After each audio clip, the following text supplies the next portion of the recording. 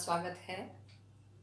आज से पहली वीडियो में पहले अंक में हमने कक्षा 11 हिंदी में स्पीति में बारिश साहित्यकार कृष्णनाथ जी के द्वारा लिखा हुआ एक यात्रा वृत्तांत है का सारांश जाना था। सारांश के विषय में वहाँ की भौगोलिक स्थितियों के बारे में, वहाँ के भूगोल के बारे में, वहाँ के रहन सहन के बारे में, वहाँ रहने वाले लोगों के आचार विचार और उनकी कठिनाइयों के बारे में, वहाँ किस तरह की फसल होती है, कैसे आवागमन के साधन हैं, इस सब विषय में हमने जानकारी प्राप्त की थी। आज उससे आगे बढ़ते हुए पाठ के प्रश्न और उत्तर पर हम विस्तृत चर्चा करेंगे। पहला प्रश्न है, इतिहास में स्पीति का वर्णन नहीं मिलता, क्यों? स्पीति की भौगोलिक स्थिति बड़ी विचित्र है। यहाँ आवागमन के साधन उपलब्ध नहीं हैं। यह पर्वत श्रेणियों से घिरा हुआ क्षेत्र है। साल में 9-10 महीने, 8-9 महीने बर्फ से ढका रहता है तथा यह क्षेत्र शेष संसार से कटा भी रहता है या देश से, क्षेत्र से, अन्य भागों से अलग थलग पड़ा रहता है।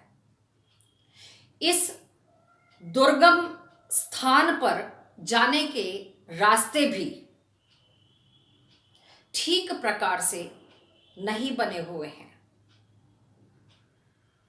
वहां जाने का आसानी से कोई मार्ग दिखाई नहीं देता और लोग जाने का प्रयास भी नहीं करते।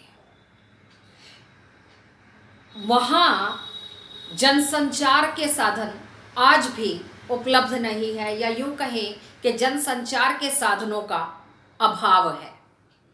उन दुर्गम रास्तों को लांघने का साहस आज तक किसी राजा या शासक ने नहीं दिखाया। वहाँ की आबादी बहुत कम है। अब इतने कठिनाई भरे जीवन में जहाँ कहीं आ जा नहीं सकते, खाने के लिए कोई फसल नहीं है, गिनी हुई जौ, गेहूं और सरसों आदि के अलावा कुछ और नहीं मिलता, तो बताइए कैसे वहाँ लोग रह सकेंगे। और यही सब कारण है।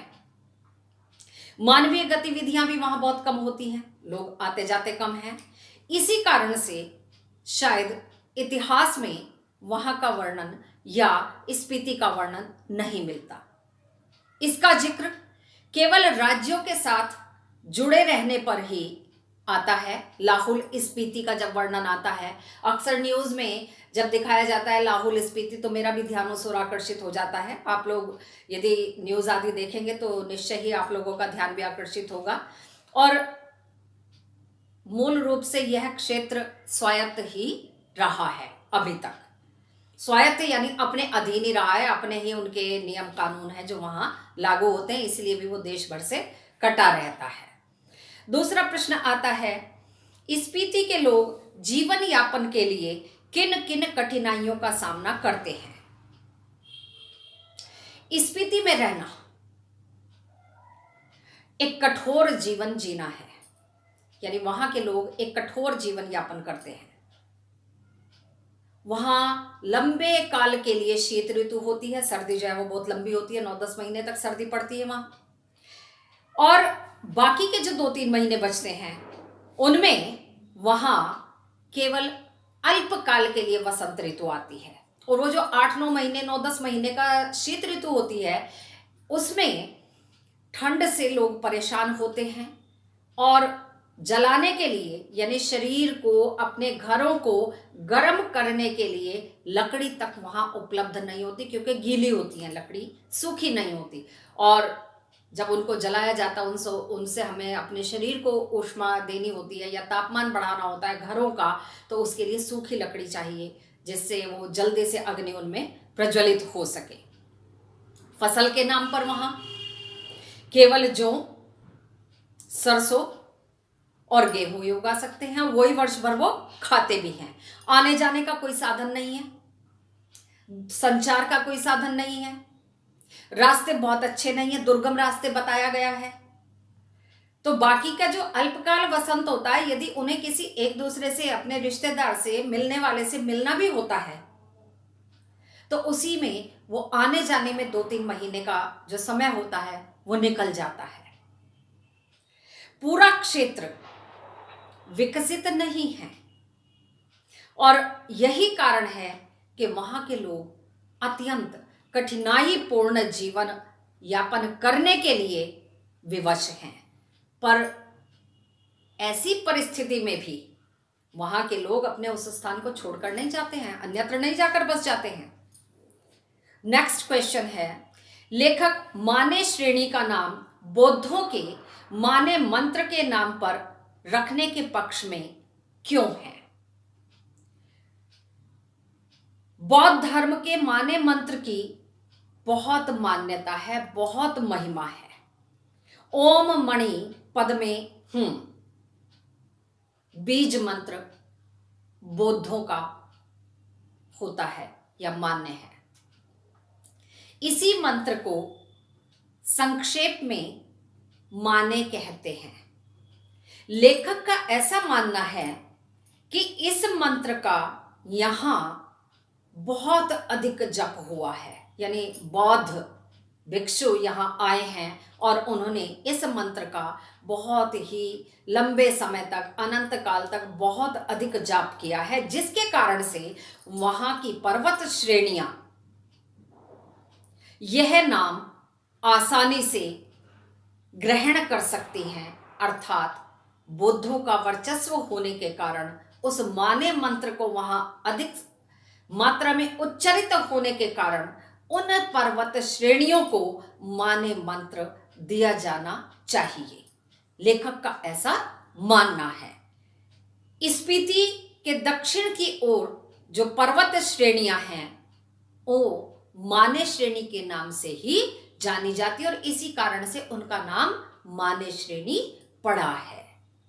नेक्स्ट है, वे माने की चोटियां, ये माने की चोटियां यानी वो जो माने नाम की चोटियां हैं उसमें उनको बूढ़े लामाओं के जाप से उदास कर दिया गया है। बूढ़े लामा जो हैं बौद्ध धर्म के जो सबसे बड़े गुरु होते हैं उनको लामा कहा जाता, उपाधि होती है, ये लामा कोई नाम नहीं होता है। उनके जप के कारण से ये माने पर्वत श्रेणियां उदास हो गई हैं। इस पंक्ति के माध्यम से लेखक ने युवा वर्ग से इस यात्रा वृतांत में क्या आग्रह किया है? लेखक ने स्पष्ट किया है कि माने पर्वत श्रेणियां बूढ़े लामाओं के जाप से उदास हो गई हैं,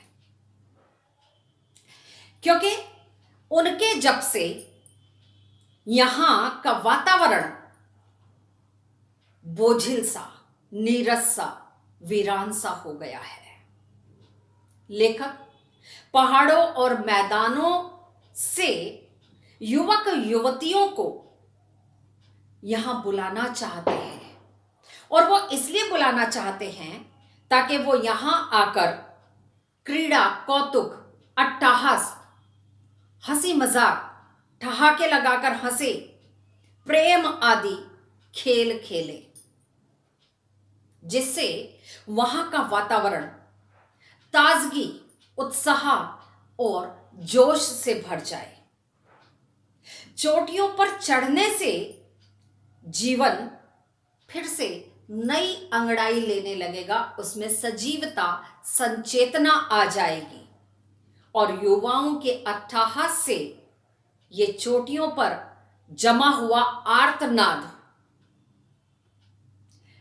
बर्फ के रूप में जो आर्तनाद जमा हुआ है, ये धीरे धीरे पिघलने लगेगा और वहां हंसी खुशी, उत्साह और जोश का वातावरण व्याप्त हो सकेगा।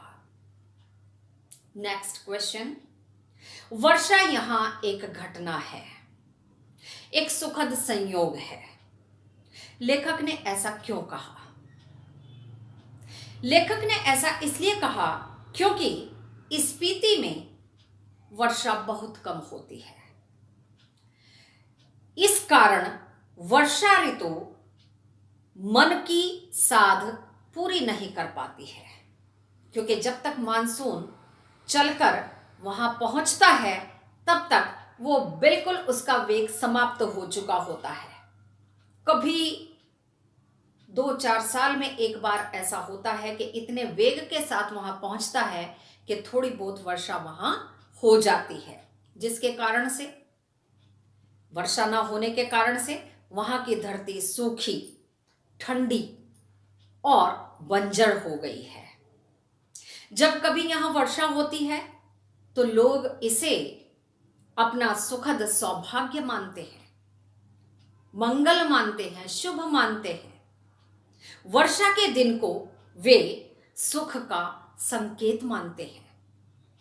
लेखक के आने से, जब आने के बाद वहां वर्षा हुई तो लोगों ने उनसे बताया कि वर्षा होने के कारण उनकी यात्रा सुखद हुई है, सुखद बन पड़ी है, और वहां के लोगों के कारण भी सुख, या उनके आने के कारण लोगों को भी वर्षा से सुख प्राप्त हुआ है। इसी श्रृंखला में अंतिम प्रश्न है, स्पीति अन्य पर्वतीय स्थलों से किस प्रकार भिन्न है, यानी अलग है। स्पीति के पहाड़ों की ऊंचाई 13,000 से 21,000 फीट तक की है और जो अत्यंत दुर्गम है। यहाँ के दर्रे बहुत ऊंचे और दुर्गम हैं। साल में 9-10 महीने वर्षा बर्फ रहती है, सर्दी रहती है और रास्ते बंद हो जाते हैं।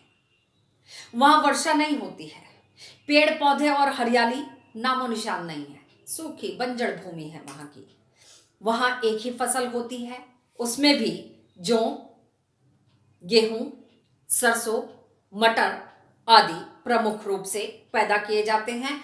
फल और अन्य सब्जियां वो कुछ भी वहां उपलब्ध या उत्पन्न नहीं होता, फसल होती ही नहीं है। यहां सिर्फ 2 ही ऋतुएं होती हैं, एक सर्दी की और दूसरी वसंत की। परिवहन और संचार के साधन वहां हैं ही नहीं। आबादी बहुत कम है, प्रति किलोमीटर पर 4 व्यक्ति रहते हैं। आप सोचकर देखिए क्षेत्रफल की दृष्टि से कितना बड़ा है, और प्रति 1 किलोमीटर में वहां केवल 4 लोग रहते हैं। यहाँ एक एक घर में कितने लोग रहते हैं, वैसे तो आबादी उतनी ज्यादा यहाँ भी नहीं कह सकती मैं, पर हाँ देश की जनसंख्या यदि देखी जाए तो वो बहुत अधिक है। पर्यटक वहां नहीं आते, इसीलिए वहां का वातावरण बहुत ही उदासीनता से पूर्ण रहता है। इस अंक में यहीं तक, शेष अगले अंक में अर्थात अतिरिक्त प्रश्नों के साथ मैं आपके समक्ष फिर प्रस्तुत होंगी। आज के अंक में यहीं तक। धन्यवाद स्टूडेंट्स।